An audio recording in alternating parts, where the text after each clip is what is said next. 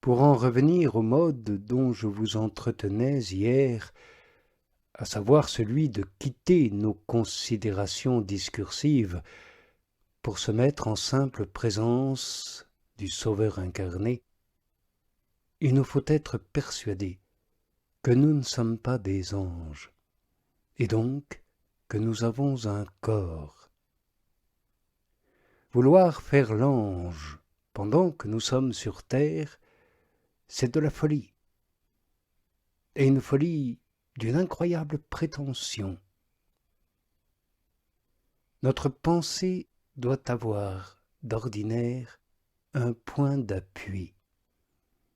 Même si l'âme sort parfois d'elle-même, ou si elle est souvent si pleine de Dieu qu'elle n'a besoin d'aucune réalité créée pour se recueillir. Mais cet état n'est pas habituel. Dans les affaires, les persécutions, les épreuves, lorsqu'on n'est pas dans la paix coutumière, aux heures de sécheresse, c'est un très bon ami que le Christ Jésus, en son humanité. Car nous voyons l'homme en lui. Nous voyons ses fatigues, ses épreuves, et il nous tient compagnie. Si nous en prenons l'habitude, il nous est ainsi très facile de le trouver près de nous. À certains moments, pourtant, nous ne pourrons obtenir ni sa présence, ni son absence.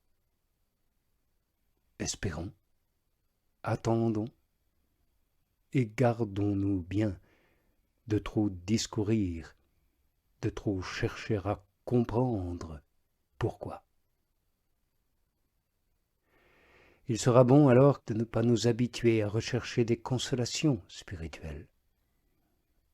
Embrassons la croix, toute nue, et advienne que pourra. C'est là une grande vertu.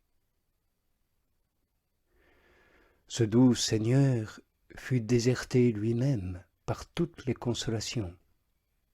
Il fut laissé seul dans l'épreuve.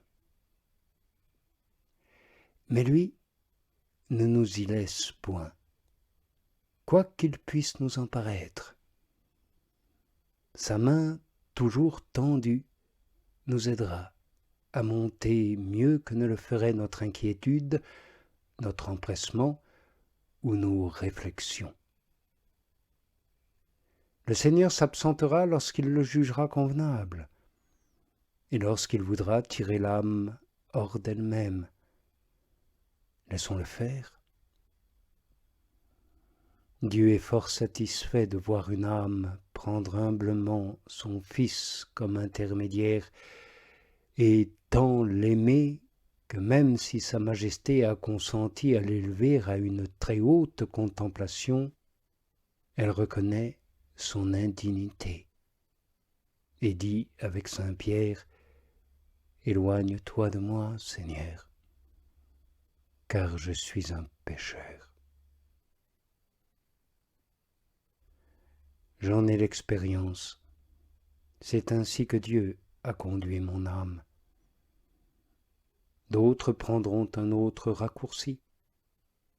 Mais ce que j'ai compris, c'est que tout cet édifice de l'oraison qui mène à la perfection est fondé sur l'humilité, et que plus une âme s'abaisse dans l'oraison, plus Dieu l'élève. Ainsi, chaque fois que nous pensons au Christ Jésus, rappelons-nous avec quel amour il nous a fait tant de faveurs et la grandeur de celui que Dieu nous a témoigné en nous donnant ce gage de son amour pour nous, car amour obtient amour. Et même si nous sommes tout à fait au début de notre chemin spirituel et fort misérables, tâchons de toujours considérer cela pour éveiller l'amour en nous. car si le Seigneur nous accorde un jour la grâce de graver cet amour dans notre cœur, tout nous sera facile. Nous agirons très vite et sans le moindre effort. Plaise à Sa Majesté de nous donner cet amour. Elle sait à quel point il nous est utile, au nom de son amour pour nous et au nom de son glorieux Fils, qui nous montre si bien à ses dépens qu'il nous aimait. Il me semble aussi que Sa Majesté, à travers les épreuves, cherche à savoir qui l'aime, celui-ci ou celui-là. Pour raviver leur foi, si elle est éteinte, il découvre qui il est. Il accorde de souveraines délices, avant-goût de celles qu'il nous donnera, et il dit « Songez que ce n'est qu'une goutte dans un immense océan de bienfaits. » Non, il ne néglige rien pour ceux qu'il aime, et lorsqu'il voit qu'ils le reçoivent, il donne, et il se donne. Il aime toujours le premier, puis il aime de manière plus manifeste qui l'aime. Et quel bien chéri, quel bon ami. Ô Seigneur de mon âme, les mots me manquent pour faire comprendre ce que tu donnes à ceux qui s'abandonnent à toi, et ce que perdent ceux qui, parvenus à cet état, restent attachés à eux-mêmes.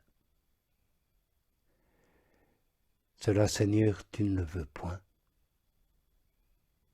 Tu fais bien plus, toi qui descends dans la misérable auberge que je suis.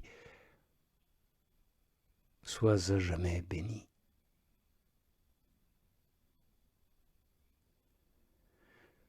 Lorsqu'on commence à faire oraison, il est une présence de Dieu toute particulière. On a le sentiment de trouver quelqu'un à qui parler. On sent comme une présence. La perception de cette présence ne passe pas par les sens, ni par l'entendement, mais la présence de Jésus est absolument réelle. On croit comprendre qu'il nous entend, d'après les effets que nous ressentons, abondants sentiments spirituels d'amour et de foi, et autres résolutions accompagnées de tendresse. Cette grande faveur vient de Dieu. Ceux qui l'ont reçue doivent vivement l'apprécier et en rendre grâce.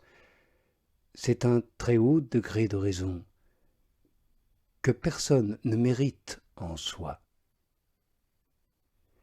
C'est un très haut degré d'oraison, mais ce n'est pas une vision. On comprend que Dieu est là, par les effets, je le répète, par les effets qu'il produit dans l'âme. C'est ainsi que Sa Majesté veut se faire reconnaître. On voit clairement ici que Jésus, fils de la Vierge Marie, est présent. Dans d'autres formes d'oraison, les influences de la divinité se manifestent. On voit par exemple qu'il nous accompagne, que l'humanité sacrée de Jésus veut aussi nous accorder des grâces. Il nous faut conclure de tout cela, amis, que telles sont les vertus qu'il faut nous voir posséder, rechercher et saintement envier. N'ayons cure d'avoir de la peine si nous ne possédons point ces autres formes de dévotion. Elles sont incertaines, Je me suis beaucoup étendu sur ce sujet car j'en sais l'utilité. Cette nature qui est la nôtre est faible, mais Sa Majesté fortifiera l'âme à qui elle veut accorder la contemplation. Plaise au Seigneur dans sa puissance de nous donner sa lumière pour faire toujours sa volonté, et nous n'aurons rien à craindre.